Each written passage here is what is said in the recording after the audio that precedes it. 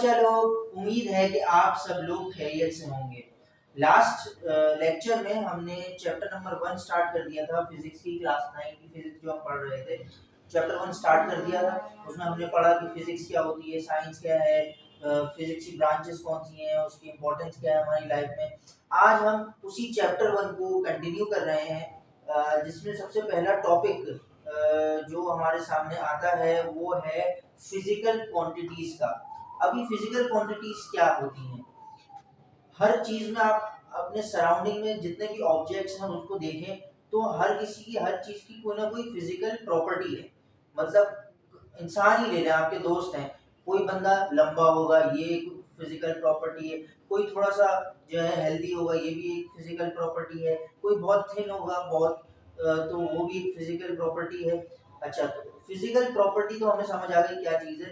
कोई भी एट्रीब्यूट उस बंदे से रिलेटेड, उस ऑब्जेक्ट से रिलेटेड, वो फिजिकल प्रॉपर्टी कहलाता है। लेकिन ऐसी खास फिजिकल प्रॉपर्टी जिसको आप मेजर कर सकें, क्या कर सकें आप? मेजर कर सकें। क्या कर सकें? मेजर कर सकें, वो वाली फिजिकल प्रॉपर्टी कहलाती है फिजिकल क्वांटिटी। क्या कहलाती है बच्चों? फिजिकल क्वांटिटी कहलाती हैं। ठीक है। अच्छा, अब ये तो हो गया। हमेशा आपने देखा होगा, एग्जांपल अगर हम ले लें, हम किसी की फिजिकल प्रॉपर्टी बताते हैं, भाई ये बंदा जो है ये इतना लंबा है। फॉर एग्जांपल सुरेश जो है वो लंबा है। अच्छा, लंबा है, कितना लंबा है? क्या मैं मेजर कर सकता हूँ? हाँ भाई, हाँ कर सकते हैं। उसने बोला 5 फुट, 5 फुट टॉल है वो। तो ये मेजरमेंट आ गई उसकी, और ये उसका फिजिकल प्रॉपर्टी आ गई। तो ये मेजर भी हो सकती है और इसमें फिजिकल प्रॉपर्टी भी है, तो ये फिजिकल क्वांटिटी कहलाएगी। लेकिन किसी को कहूं कि वो खूबसूरत है, उसको मैं मेजर नहीं कर सकता। खूबसूरत एक फिजिकल एट्रीब्यूट, फिजिकल प्रॉपर्टी तो है, लेकिन उसको मेजर नहीं किया जा सकता, इसलिए वो फिजिकल क्वांटिटी नहीं कहलाएगी। अच्छा, फिजिकल क्वांटिटी को लिखने का तरीका ये है कि हमेशा 2 पार्ट्स में बटेगा। पहला पार्ट होगा मैग्नीट्यूड का, कि जो आपने मेजर किया है वो उसका मैग्नीट्यूड क्या है, जो कि इस एग्जांपल में 5 फुट है। और दूसरा 5 है, सॉरी गलती हो गई मुझसे, मैग्नीट्यूड 5 है। ये है मैग्नीट्यूड, ये है मैग्नीट्यूड, और ये फुट है, ये इसका यूनिट है। ये इसका क्या है? यूनिट है। तो क्या सर फिजिकल क्वांटिटी में हमेशा एक मैग्नीट्यूड और एक यूनिट होगा? मोस्ट ऑफ द केसेस ऐसा ही होता है कि एक मैग्नीट्यूड आ रहा होता है, मतलब जो आपने मेजर की वैल्यू वो आ रही होती है, और उसके साथ एक यूनिट आ रहा होता है, जैसे 4 kgs, 5 फुट टॉल, 4 kgs हो गया, इस तरीके की चीजें आ रही होती हैं। लेकिन क्या यूनिटलेस, यूनिट के बगैर भी कोई फिजिकल क्वांटिटी हो सकती है? हाँ, हो सकती है। उसकी बेहतरीन एग्जांपल है एंगल।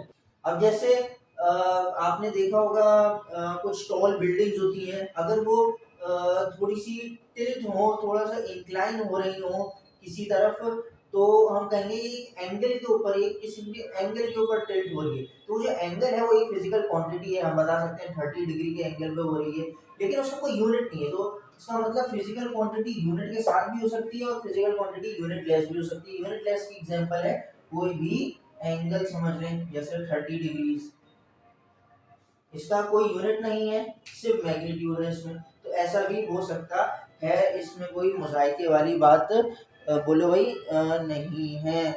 ठीक है। अच्छा, अब आ जाते हैं टाइप्स। टाइप्स पे आ जाते हैं फिजिकल क्वांटिटीज की। कुछ टाइप्स ये तो समझ लिया हमने कि फिजिकल क्वांटिटी क्या होती है।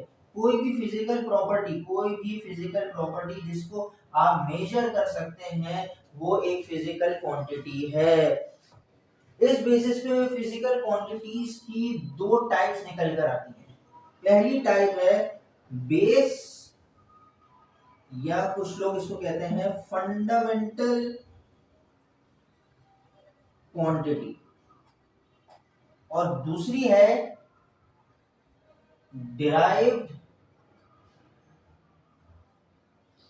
Physical quantity.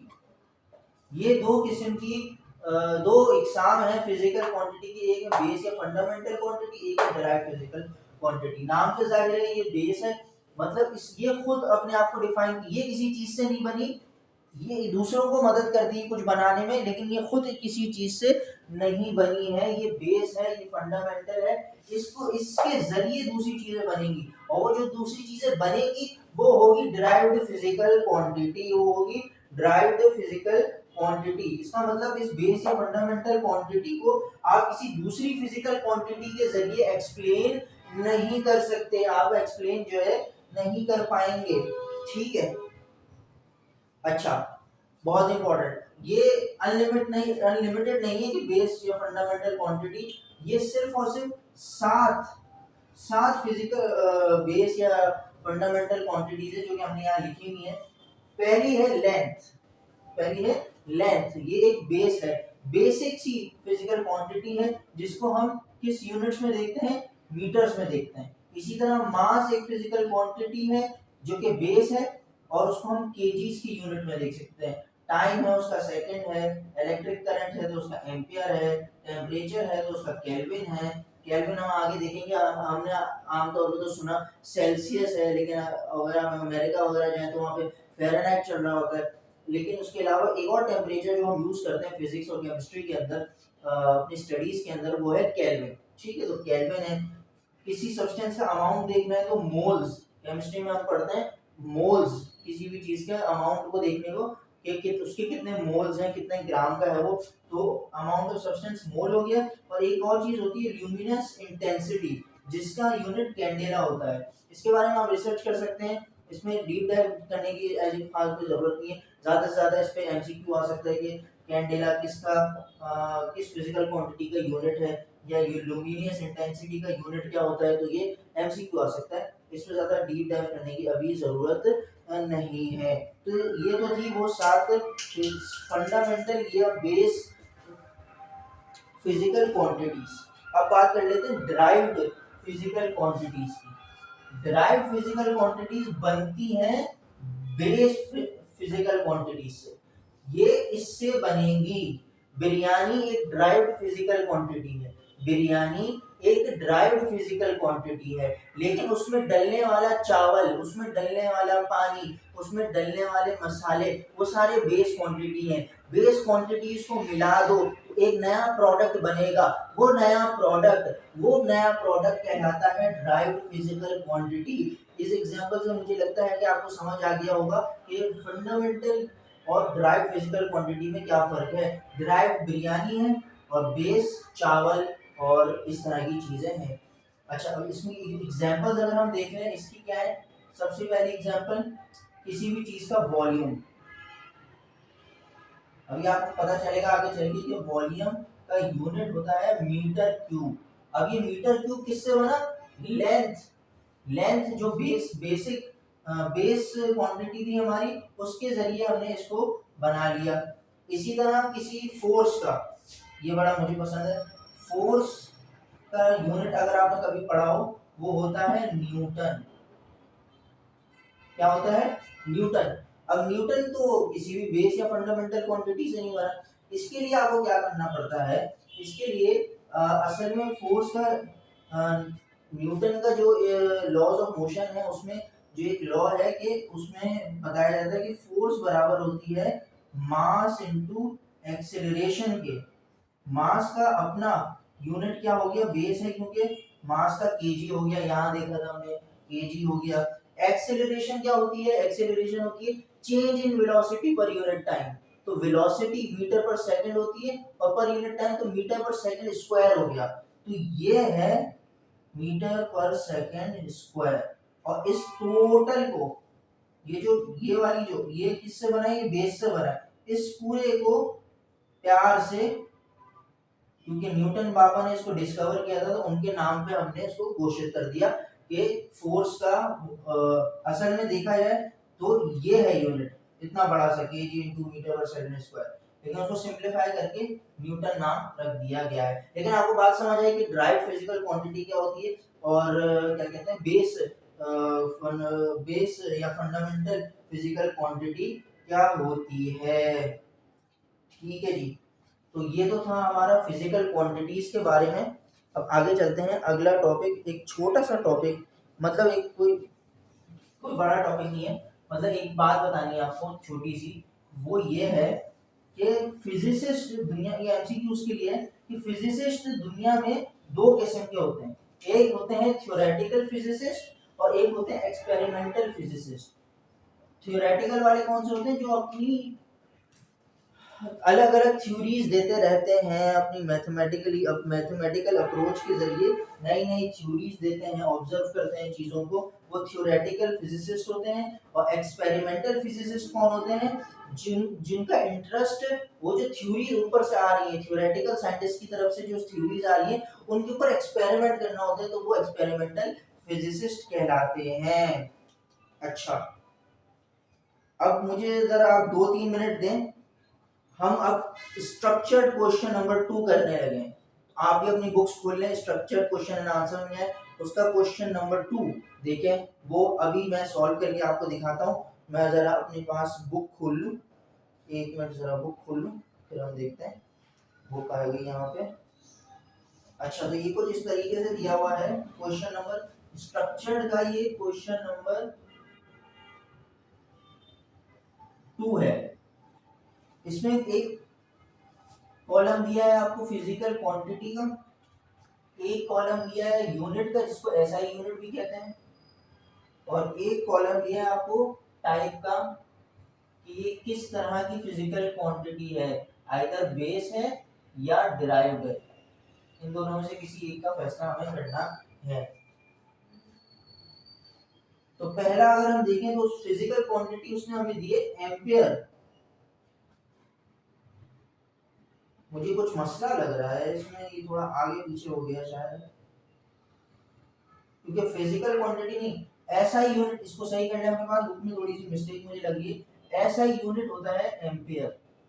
हमें बताना है इसका आंसर जो पहला वाले का, वो उसका फिजिकल क्वांटिटी क्या है, इलेक्ट्रिक करंट है। इलेक्ट्रिक करंट का एसआई यूनिट होता है एम्पियर। और क्या कौन सी टाइप है, हमने अभी पढ़ा था इलेक्ट्रिक करंट जो है एक बेसिक सी चीज है, तो उसका जो टाइप होगी फिजिकल क्वांटिटी की वो होगी बेस। ठीक है जी, यहां तक समझ आ रहा है। दूसरा, फिर ऐसा यूनिट दिया गया है मीटर क्यूब। मीटर क्यूब, अब हमें पता है मीटर क्यूब जो है वॉल्यूम को दिखाता है। आप देखें हर चीज की कोई ना कोई लेंथ होती है, उसमें अगर मैं मिक्स कर दूं उसकी विड्थ भी, तो लेंथ थी पहले, फिर एक डायमेंशन पे, जब दूसरी डायमेंशन डाली अब ये एरिया बन गया। मैं अगर अब तीसरी डायमेंशन डाल दूं तो वो वॉल्यूम बन जाएगा। ऐसे ये कुछ वैसी बात नहीं है, खैर या इस क्वेश्चन से रिलेटेड नहीं, ऐसी बता रहा था। तो 3 मीटर क्यूब्स इसलिए आते हैं क्योंकि तीन तीन डायमेंशन होती है, तीन तरफ की लेंथ हम देखते हैं, उससे बनता है वॉल्यूम।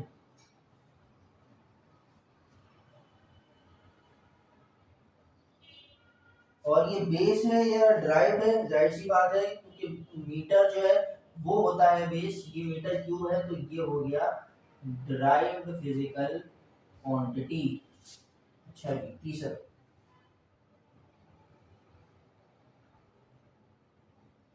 तीसरा तो आसान है।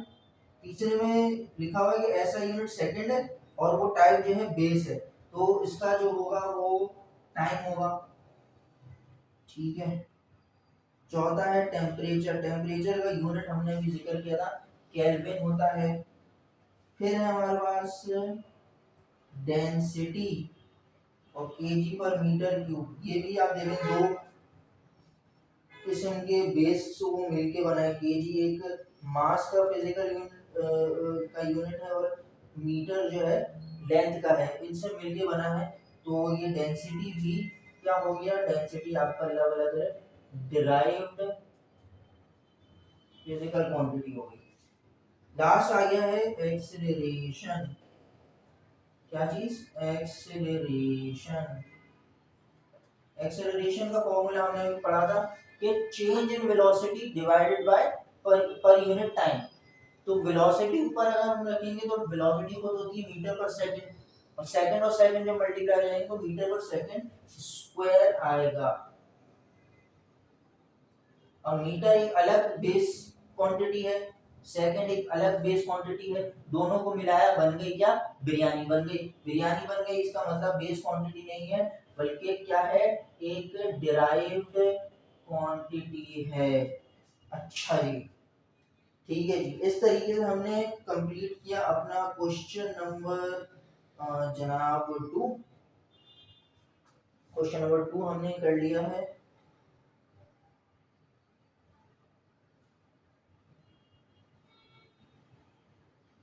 ये जरा देख लीजिएगा, ये मेरे नोट्स में एक मसला हो गया है कि यहाँ पे भी एम्पियर मैंने ले लिया है और यहाँ पे भी ये इलेक्ट्रिक करंट होना चाहिए, ये एम्पियर होना चाहिए और ये बेस होना चाहिए। ये अपने पास करेक्ट कर लीजिएगा अपने नोट्स के अंदर, या मेरे जो नोट्स है मैं उधर उसमें भी अपने पास मैसेज कर लेता हूँ। क्वेश्चन नंबर 2 है जिसमें एक गलती है वो सही करनी है। खैर उम्मीद करता हूँ आपको ये समझ आया होगा। ये हमने क्वेश्चन नंबर 2 किया है। अब बारी है क्वेश्चन नंबर 3 की, तो उस पे चलते हैं।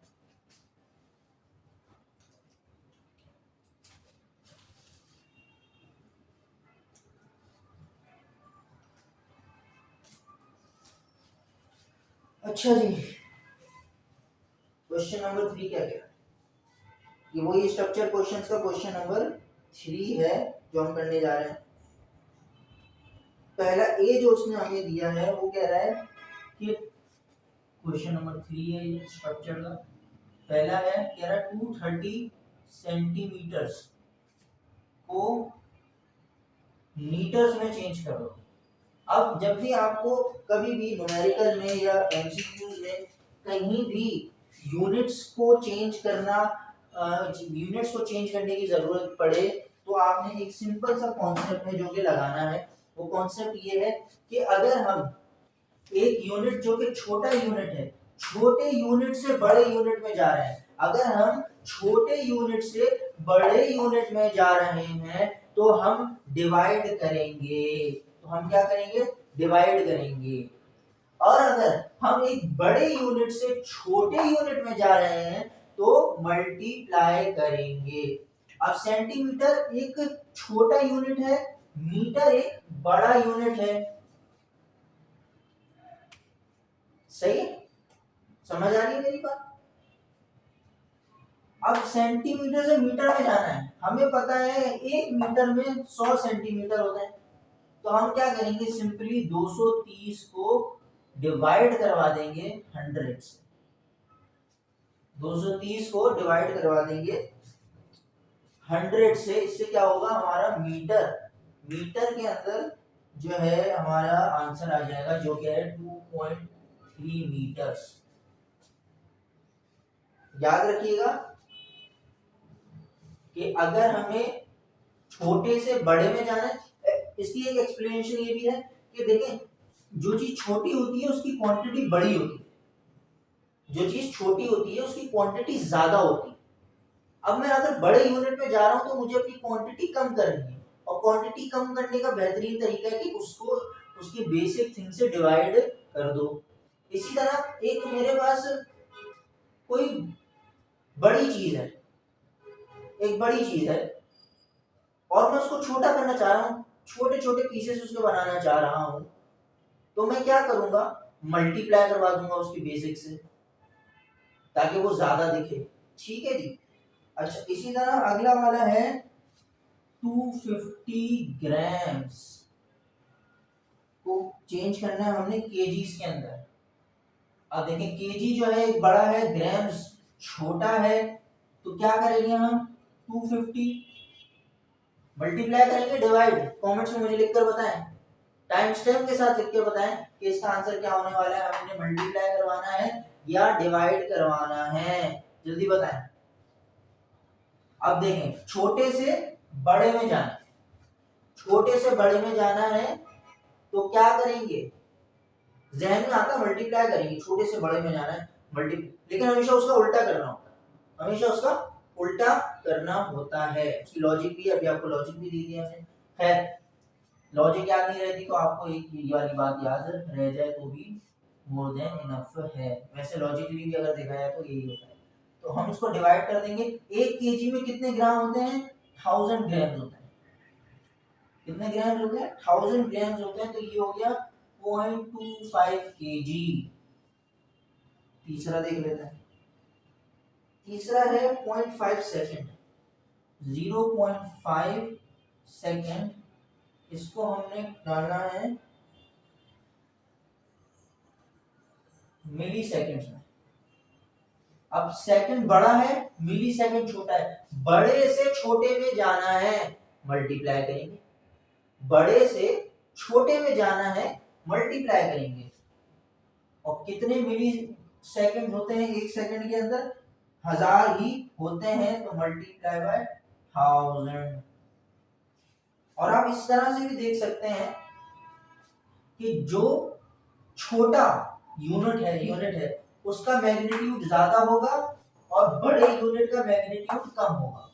तो अब कभी आप कंफ्यूज हो जाए कि फॉर एग्जांपल किसी ने दे दिया आपको, ये वाला ले लेते हैं कि 1.2 kg, बताओ कितने ग्राम होगा। ये दे दिया उसने, ये केजी कितने ग्राम होगा बताओ। आपको कुछ याद नहीं है कि क्या होता है, क्या लॉजिक होती है, कुछ भी नहीं। आपने बस ये सोचना है, सिंपली ये सोचना है। क्या सोचना है? केजी एक बड़ा यूनिट है, ये पता होना चाहिए आपको कि बड़ा कौन सा है छोटा कौन सा है। ये तो कॉमन सेंस वाली बात है, ये पता होना चाहिए। अब बड़ा है, बड़े से छोटे में जाना है। बड़े ग्राम की वैल्यू, जो छोटा होता है, जो छोटा बच्चा होता है, उसकी वैल्यू ज्यादा होती है। जो छोटा होता है उसकी वैल्यू ज्यादा होती है। तो हमें कुछ ऐसा करना है इस 1.2 के साथ कि उसकी वैल्यू 1.2 से ज्यादा आ जाए। डिवाइड करेंगे तो कम हो जाएगी, ज्यादा करने के लिए मल्टीप्लाई करवा देंगे। तो ये हो जाएगा 1200 ग्राम। समझ आ रही है बात या नहीं आ रही? ऊपर से चली गई। ये बेहतरीन एग्जांपल थी। अगर आप समझ गए हैं तो ये बेहतरीन एग्जांपल थी। क्या करना है? बड़े से छोटे में जाना है। तो आपने देखा अगर ये बड़ा है तो इसकी वैल्यू कम होगी। अगर मुझे इसकी वैल्यू कम रखनी है, उसकी ज्यादा करनी है, ज्यादा करने का तरीका क्या होता है कि मल्टीप्लाई करवा दो बेसिक वैल्यू से। तो ये तो था हमारा स्ट्रक्चर का क्वेश्चन नंबर 3। अब हम स्टार्ट करते हैं अपना अगला टॉपिक। अभी आपने देखा हमने फिजिकल क्वांटिटीज पढ़ी। फिजिकल क्वांटिटीज में एक फिजिकल क्वांटिटी हमने पढ़ी थी लेंथ। तो उसी के बारे में जिक्र हो रहा है। उस लेंथ के बारे में हम पढ़ने जा रहे हैं। लेंथ क्या होती है? एक बंदा यहां खड़ा है, और बड़ा कर लेता हूं, एक बंदा यहां खड़ा है और एक बंदा यहां खड़ा है, ठीक है। अब इसके पास दो रास्ते हैं, या तो ये सीधा ऐसा रोड पकड़े और यहाँ पहुंचे। इसके पास एक रास्ता और है, ये घूम फिरे और यूं पहुंचे। तो जो मिनिमम डिस्टेंस होगा, कम से कम वाला डिस्टेंस, जो मिनिमम डिस्टेंस होगा दो पॉइंट्स के दरमियान, वो कहलाएगी लेंथ। फॉर एग्जांपल जो है 3 मीटर, ये लेंथ नहीं कहलाएगी, ये लेंथ कहलाएगी। मतलब दो पॉइंट्स का आपस में मिनिमम डिस्टेंस कहलाता है लेंथ, ठीक है, स्मॉलेस्ट।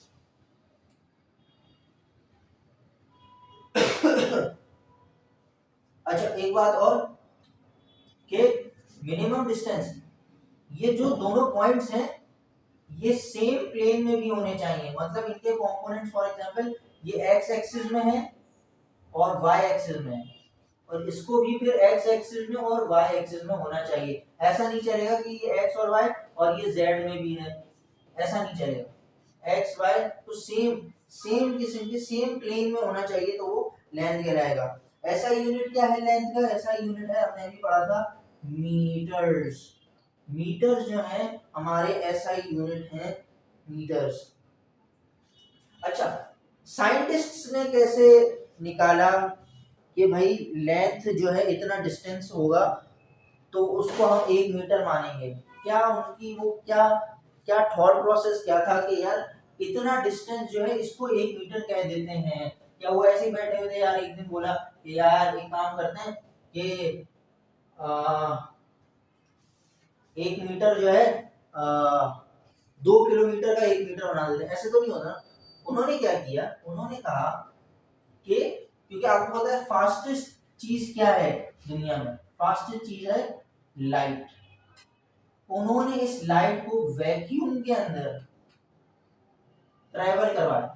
वैक्यूम समझते हैं, मतलब बाहर की कोई चीज इसके अंदर दाखिल नहीं होगी, ये बिल्कुल खाली खाली है अंदर से, सिर्फ उसमें लाइट है, ठीक है। इन्होंने देखा जो लाइट जो पाथ फॉलो कर रही है, लाइट जो पाथ फॉलो कर रही है वैक्यूम के अंदर कितने टाइम में, एक अजीब सा टाइम है 1/3 मिलियन सेकेंड्स। इतने टाइम में लाइट ने जितना डिस्टेंस कवर किया, इतने टाइम में, जो कि बहुत कम टाइम है, 1/3 मिलियन सेकेंड 10⁻⁹ तक जाएगी। इतने कम टाइम में जितना भी डिस्टेंस लाइट ने कवर किया कंडीशन वैक्यूम के अंदर, वो कहलाएगा, वो डिस्टेंस कहलाएगा 1 मीटर। वो डिस्टेंस कहलाएगा 1 मीटर। उम्मीद करता हूँ आपको ये बात समझ आई होगी। अच्छा, आसान तरीका क्या है किसी भी चीज का लेंथ निकालना, आपको पता है मुझसे ज्यादा, कि क्या कोई मीटर रॉड यूज कर लें, तो इंच टेप यूज कर लें, तो इस तरह की चीजें हो सकती हैं। तो ये तो हमारी थी लेंथ। अब हमने लेंथ की तो बात करी, लेंथ को मेजर कैसे करें, लेंथ को मेजर कैसे करें। पहला, एक मीटर की रॉड यूज कर लें, जैसे कहते हैं मीटर रूल या रूलर जिसे कहते हैं। एक रूलर रखें वुड का या स्टील का, और नाप ले भाई कि बंदा कहां से कहां तक है। तो ये तो एक तो हो गया आपका मीटर रूल। मीटर रूल ये क्या है, ये है मेजरिंग इंस्ट्रूमेंट्स, लेंथ के मेजरिंग इंस्ट्रूमेंट्स, लेंथ के मेजरिंग इंस्ट्रूमेंट। ये क्या है, ये रूलर है, जो हम आप बचपन में इस्तेमाल करते थे रूलर। उस पर आपने देखा होगा छोटी छोटी सी निशानियां लगी होती थी, इतना 10 सेंटीमीटर हो गया, ये सब कुछ। तो ये रूलर है, एक तरीका ये।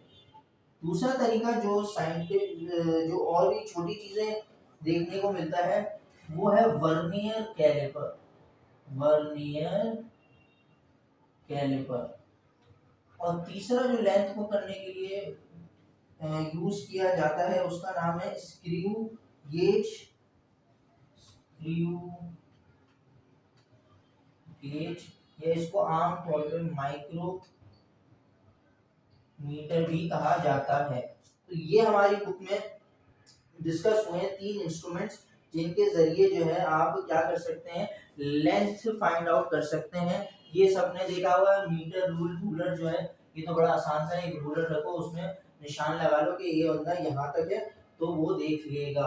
अब वर्नियर कैलिपर क्या है, देखें वर्नियर कैलिपर के अंदर, वर्नियर कैलिपर की एक खास खूबसूरती बात यह है कि फॉर एग्जाम्पल मैंने एक कप लिया, ये मेरा कप है। अब मैं चाह रहा हूं कि इसके बाहर का हिस्से का, बाहर का आउटर स्पेस का एक्सटर्नल जो है उसका मुझे फॉर एग्जांपल क्या बोलेंगे डायमीटर वगैरह वो मिल जाए, तो वो भी निकाल सकता हूँ वर्नियर। और इनसाइड का अगर चाहिए, इनसाइड का डायमीटर वगैरह चाहिए, तो वो भी निकाल सकता हूँ। तो ये वर्नियर कैलिपर इस काम में हमारी मदद करता है। इसके 2 जॉज होते हैं, और एक जो है अच्छा 2 जॉज होते हैं, इसमें 2 रीडिंग्स आती हैं, एक है मेन स्केल रीडिंग और दूसरी है वर्नियर स्केल रीडिंग। ये 2 किस्म की रीडिंग्स इसमें शो की जाती हैं। अच्छा, इसको यूज कैसे करते हैं उसके लिए मैं क्या करूंगा, मैंने ये जब मैं खुद पढ़ रहा था तो उस वक्त मुझे एक वीडियो मिली थी, उसका लिंक आपके साथ में शेयर कर दूंगा कि कैसे वर्नियर कैलिपर में जो है क्या कहते हैं मेजरमेंट की जाती है, होता क्या है इस तरह से। तो वो आप वहां से देख लीजिएगा, मेरे नोट से भी आप देख सकते हैं। ठीक है जी। इसी तरह स्क्रू गेज होता है, स्क्रू गेज भी इसी तरीके का क्या कहते हैं, एक इंस्ट्रूमेंट है, एक आला है, लेकिन ये ज्यादा और छोटी छोटी सी छोटी कैलकुलेशन, ये तो आपको एक ब्रॉडर पर्सपेक्टिव पे देगा कि 10 फुट लंबा बंदा है, मैं चाह रहा हूँ 10 फुट कितने इंच, इंच भी बताओ मुझे, तो वो ये देगा। और मैं और ज्यादा स्पेसिफिक जाना चाहता हूँ, इनसे और भी छोटा करना चाहता हूँ, तो मैं माइक्रोमीटर यूज करूंगा। तो छोटी सी छोटी कैलकुलेशन के लिए ये, तो जितनी छोटी कैलकुलेशन चाहिए इस तरह से आपका यूं चलेगा कि सबसे छोटी कैलकुलेशन के लिए ये, उससे बड़ी के लिए, उससे बड़ी के लिए ये। ठीक है, तो इसका मतलब प्रेफर इसको किया जाएगा क्योंकि ये ज्यादा एक्यूरेट हमें रीडिंग देता है लेंथ के बारे में। ठीक है जी। एक इसमें स्क्रू गेज, इसका नाम ऐसे पड़ा है, एक स्क्रू लगा होता है, उसको घुमाते हैं और टाइट करते हैं, तो इसका भी लिंक जो है उसको कैसे यूज करना है उर्दू में भी, और उर्दू हिंदी वाले लोगों के लिए भी और इंग्लिश वाले लोगों के लिए भी, दोनों का लिंक मैं डिस्क्रिप्शन में डाल दूंगा। और अच्छा, अगर अभी तक आपने लाइक या सब्सक्राइब नहीं किया है चैनल को, प्लीज कर दें, आपकी सपोर्ट हमारे लिए सब कुछ है। प्लीज लाइक और शेयर और सब्सक्राइब करें। Thank you.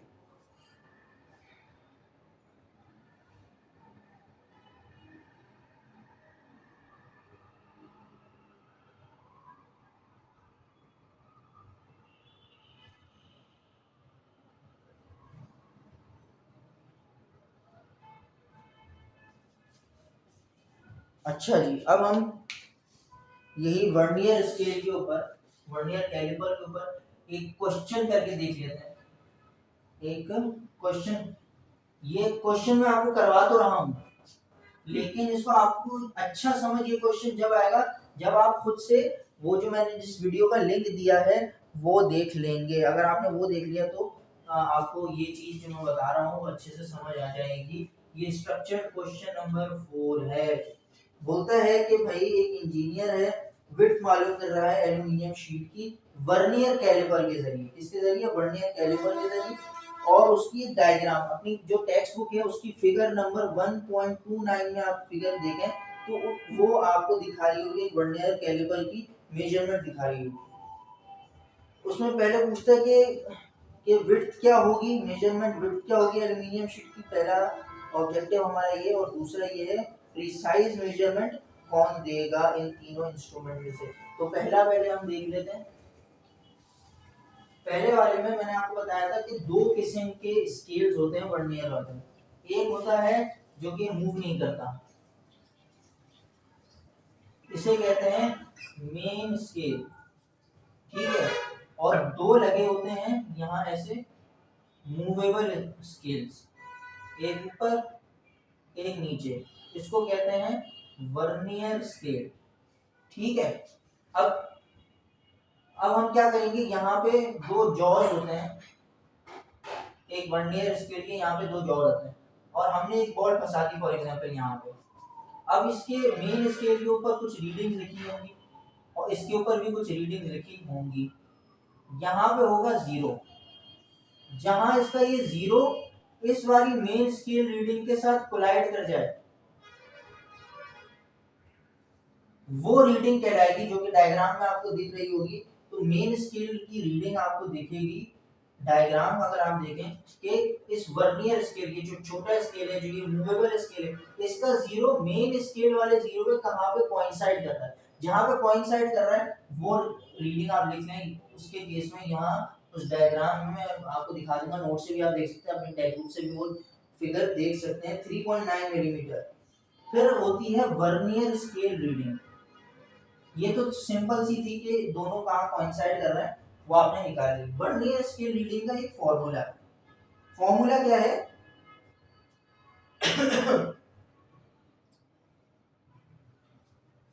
फॉर्मूला ये है कि aligned vernier division multiply by least count. अब इस केस में अलाइंड वर्नियर डिवीजन क्या होती है? अलाइंड वर्नियर डिवीजन ये होती है कि ये जो छोटा वाला स्केल है इसके अंदर जो पॉइंट्स मौजूद हैं वो पहला पॉइंट जो किसी मेन स्केल वाले से कोइंसाइड कर जाए, मेन स्केल वाले से कोइंसाइड कर जाए, जो इस एग्जांपल में 1 था, इसका 1 यहाँ पे कोइंसाइड कर गया था, पहला था ये, तो 1 इसका 1 तो हो गया ये अलाइंड वर्नियर डिवीजन। मल्टीप्लाई कर दिया जाता है इसको लीस्ट काउंट से। लीस्ट काउंट क्या होता है कि कम से कम सबसे छोटी मेजरमेंट क्या कर सकता है वो इंस्ट्रूमेंट। तो हमारे केस में 0.1 की छोटी सी छोटी कैलकुलेशन कर सकते हैं। इसको मल्टीप्लाई करवाएं तो 0.1 मिलीमीटर आएगा, और इनको सम करवा लें हम अगर 3.9 प्लस 0.1 तो ये हो गया 4.0 मिलीमीटर। ये हमारे पास आ गई है विड्थ एल्यूमिनियम, क्या था, एल्यूमिनियम शीट की विड्थ आ गई है। ये इस तरीके से निकला। ये तो आप आसानी से देख सकते हैं। ये थोड़ा सा डिफरेंट होता है, इसलिए जो मैंने लिंक दिया है वो आप देख लेंगे तो आपको ये क्वेश्चन बिल्कुल बेहतरीन किस्म का आसानी से समझ आ जाएगा। अच्छा, इसका बी पार्ट हम पहले ही डिस्कस कर चुके हैं अभी कि हमें प्रिसाइज कैलकुलेशन कौन करके देगा। जो हमारा कंक्लूजन निकला था कि स्क्रू गेज करके देगा, क्योंकि उसका लीस्ट काउंट सबसे कम होता है। आप छोटी सी छोटी प्रिसाइज कैलकुलेशन उस पर कर सकते हैं। तो उसमें हमने ये भी देख लिया था कि असेंडिंग ऑर्डर या डिसेंडिंग ऑर्डर में जाएगा। जितनी ज्यादा आपको प्रिसाइज कैलकुलेशन चाहिए उस तरीके से आप ऊपर जाएं। सबसे ज्यादा प्रिसाइज स्क्रू गेज देगा, उससे कम प्रिसाइज देगा वर्नियर कैलिपर, और सबसे कम प्रिसाइज देगा मीटर रॉड। ठीक है जी, ये हमारी बात हो गई।